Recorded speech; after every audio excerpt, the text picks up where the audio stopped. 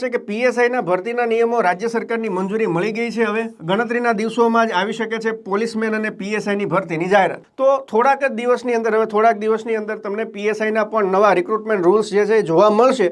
અને જેવા પીએસઆઈના recruitment rules આવી જશે એની વાટે જ ભરતી તમારી અટકી છે. એટલે પીએસઆઈ અને કોન્સ્ટેબલની ભેગી ભરતી જે છે બહાર પડવાની છે, જેની અંદર ભેગા જ તમે ફોર્મ ભરશો કોન્સ્ટેબલના અને પીએસઆઈના. જે તમારે કોન્સ્ટેબલની અંદર તો બધા વિષય છે, ગણિત છે, રીઝનિંગ છે, ગુજરાતી છે, વિજ્ઞાન છે, બંધારણ છે, કરંટ છે, જીકે છે, ભૂગોળ છે, ઇતિહાસ છે, સાંસ્કૃતિક વારસો છે. શું 1 મહિનાની અંદર કે 2 મહિનાનો સમય તમને આપશે તો તમારાથી તૈયારી થશે ખરી? તમારાથી રિવિઝન થશે ખરું? તમે પેપર આપતા પહેલાં એટલા કોન્ફિડન્સ હશો? તમારી અંદર એટલો કોન્ફિડન્સ હશે કે ભાઈ આપણે પેપર આપશું એટલે 100% આપણું સિલેક્શન થશે જ? આવી તૈયારી 2 મહિનામાં તમારી પાસે શક્ય છે?